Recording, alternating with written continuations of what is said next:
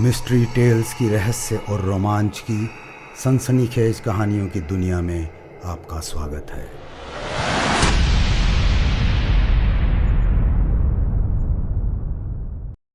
विश्वकर्मा कुशवाहा ने बिस्तर पर लेटे लेटे तेजी से करवट ली। वो गहरी नींद में था। उसे देखकर कोई भी बता सकता था कि वो कोई खौफनाक सपना देख रहा है। वो एक कमरे में रखी अलमारी में छुपा था, जिसका दरवाज़ा थोड़ा सा खुला था। उसकी माँ ने ही उसे वहाँ छुपने को कहा था। माँ ने कहा था, कुछ भी हो जाए बाहर मत आना और कोई आवाज़ मुंह से नहीं निकलनी चाहिए। दूसरे कमरे से उसके बड़े भाई की दिल चीर देने वाली चीख सुनाई दी और फिर सन्नाटा हो गया। अचानक इस कमरे के बंद दरवाजे पर चोट हुई और दो आदमी अंदर दाखिल हुए।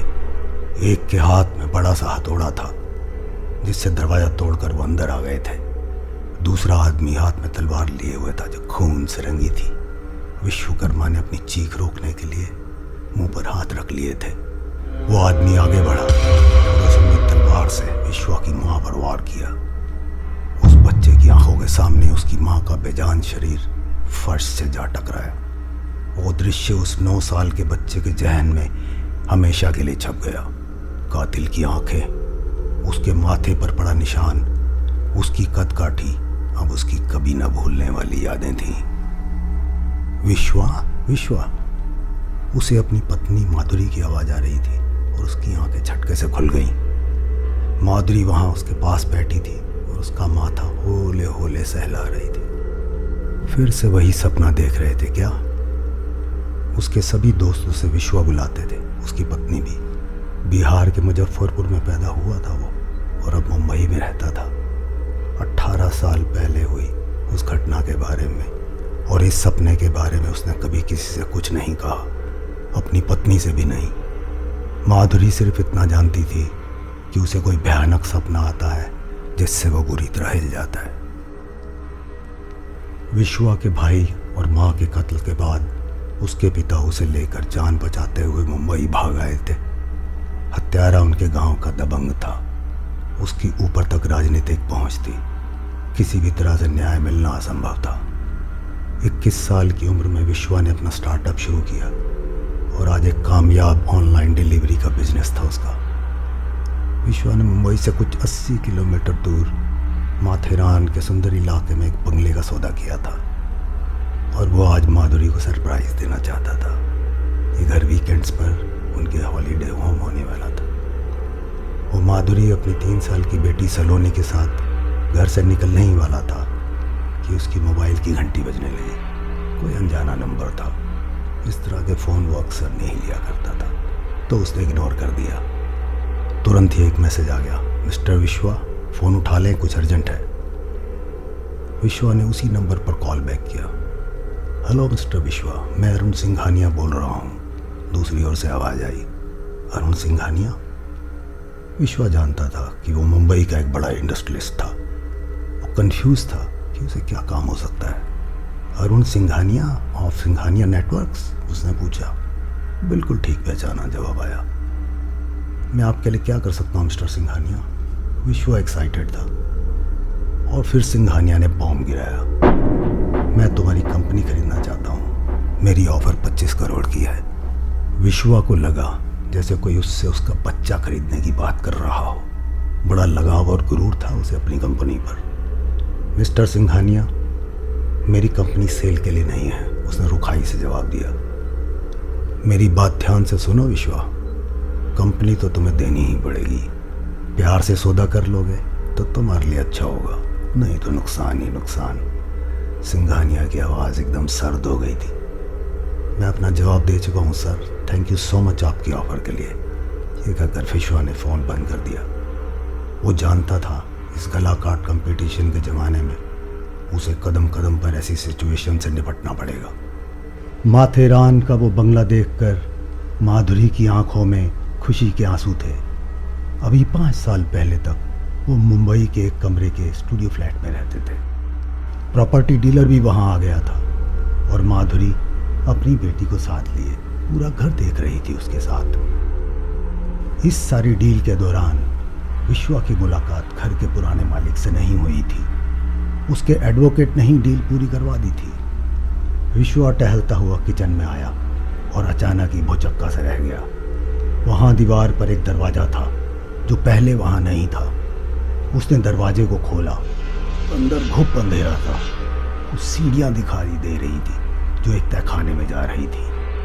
विश्वा का दिल जोर जोर से धड़कने लगा था। ना तो एजेंट ने किसी तहखाने का जिक्र किया था, ना ही उसने ये दरवाज़ा पहले देखा था। वो दरवाज़ा बंद कर मुड़ा। माधुरी, सलोनी और एजेंट वहाँ खड़े थे। ये दरवाज़ा तो पहले यहाँ नहीं था। विश्वा एजेंट को देखते हुए बोला, कौन सा दरवाज़ा सर? एजेंट ने पूछा। विश्वा दरवाजे की ओर मुड़ा। ये दरवाज़ा। अब वो दरवाज़ा वहाँ नहीं था। अरे, अभी तो देखा था वो दरवाज़ा यहाँ। विश्वा हैरानी से बोला, तुमने वो किचन के पास वाला दरवाज़ा देखा होगा। तुम्हें यहाँ का भ्रम हो गया, मोहिनी बोली और सलोनी के साथ बाहर चली गई। विश्वा ने इस बारे में और बात नहीं की। उसने ये भी नहीं कहा कि उसने दरवाजे को खोलकर भी देखा था। बाहर जाते हुए उसने मुड़कर देखा तो वो दरवाज़ा वहीं था, जैसे उसके साथ लुक्का छुपी का खेल खेल रहा हो। सर, आपने कहा था पहले वाले ऑनर से मिलना चाहते हैं। वो अगले हफ्ते आने वाले हैं। यहीं पास में बड़ी प्रॉपर्टी खरीदी है उन्होंने, डीलर बोला। ठीक है, दिन में 11 बजे के आसपास मिलने का मैसेज दे देना उन्हें। यहीं इसी बंगले में मिलेंगे, विश्वा ने जवाब दिया। उस रात विश्वा के भयानक सपने की जगह एक दूसरे ही सपने ने ले ली। तहखाने का दरवाज़ा खुला था और वो वहाँ गहरे अंधेरे को घूर रहा था। सीढ़ियों का कोई अंत दिखाई नहीं दे रहा था। ऐसा लगता था जैसे वो अंधेरा उसे अपने अंदर बुला रहा हो। विश्वा के हाथ में एक बॉल थी जो उसने तहखाने में फेंक दी। देर तक इंतज़ार करने के बाद भी उसके तलहटी से टकराने की आवाज़ नहीं आई, जैसे उस तहखाने की कोई तली ही ना हो, जैसे वो किसी और दुनिया तक जाता हो। एक अनजाने खौफ से विश्वा का रोआ रोआ खड़ा हो गया था। अगला हफ्ता उसके लिए मुसीबतों से भरा था। 3 दिन तक उसके घर और ऑफिस पर इनकम टैक्स की रेड रही। उसके अकाउंट बिल्कुल ठीक थे।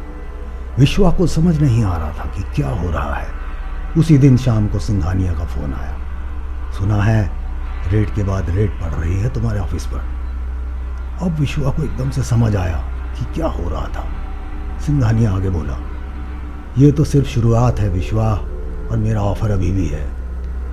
मैं एक ईमानदार बिजनेसमैन हूँ सिंघानिया, तुम मेरा कुछ नहीं बिगाड़ पाओगे, कहकर उसने फ़ोन बंद कर दिया। आज एक हफ्ता हो चुका था और विश्वा अपने माथेरान वाले बंगले में आ गया था पुराने ऑनर से मिलने। बाहर कार के रुकने की आवाज़ आई। उसने खिड़की से देखा, वो शख्स कार से बाहर आया। अकेला ही आया था वो।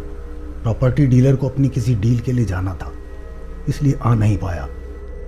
अचानक ही उबलते हुए लावे की तरह गुस्सा और प्रतिशोध ने उसके पूरे वजूद को अपने अंदर ले लिया। विश्वा ने अपने आप पर कंट्रोल किया और नीचे जाकर दरवाज़ा खोल दिया।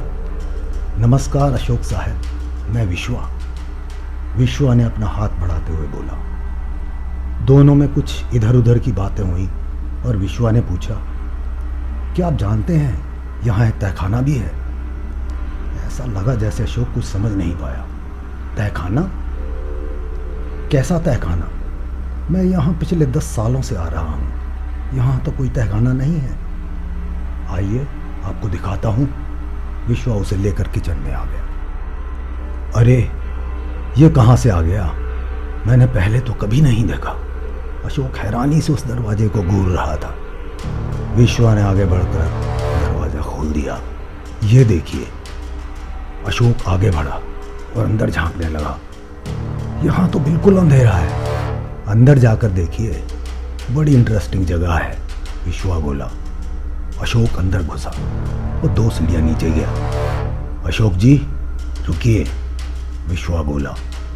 अशोक ने मुड़कर देखा तो विश्वा की आंखों से आग बरस रही थी। पहचाना मुझे? विश्वा ने पूछा। अशोक के चेहरे पर उलझन थी। याद है वो दिन जब 18 साल पहले तुमने एक 17 साल के लड़के और उसकी माँ का कत्ल किया था? विश्वा का पूरा चेहरा तमतमा रहा था। कौन हो तुम? अचानक से अशोक पूरा अलर्ट हो गया था।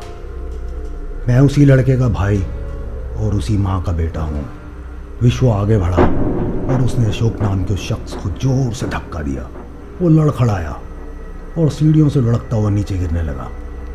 उसकी चीखों और लुढ़कने की आवाज़ देर तक आती रही। एक अंतहीन तहखाना था वो। वहाँ से निकलकर विश्वा अशोक की कार चलाकर 2-3 किलोमीटर दूर छोड़ आया। लौट कर आया तो देखा तहखाने का दरवाज़ा गायब हो चुका था। शायद उसका काम पूरा हो गया था। मैंने कुछ नहीं किया।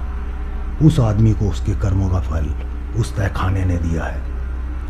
विश्वा बाहर हाल में आया तो देखा संघानिया का मैसेज आया हुआ था। 25 की ऑफर सिर्फ 1 वीक तक है, अगले हफ्ते 10 की रह जाएगी। विश्वा ने गहरी सांस ली और किचन की ओर लौट आया। दरवाज़ा वापस वहीं आ गया था। उसने जैसे ही दरवाजे के हैंडल पर हाथ रखा, एक एहसास ने उसे पूरी तरह जकड़ लिया। ये दरवाज़ा इस बंगले की किचन में नहीं, मेरे अंदर है। हर इंसान में होता है ये तहखाना जहाँ उसके सारे राज दफन रहते हैं। अब तुम्हारी बारी है सिंघानिया, कहकर विश्वा ने दरवाज़ा खोल दिया। ये कहानी आपको कैसी लगी कमेंट करके ज़रूर बताएं। ऐसी और कहानियाँ देखने सुनने के लिए लाइक, शेयर और सब्सक्राइब करना ना भूलें।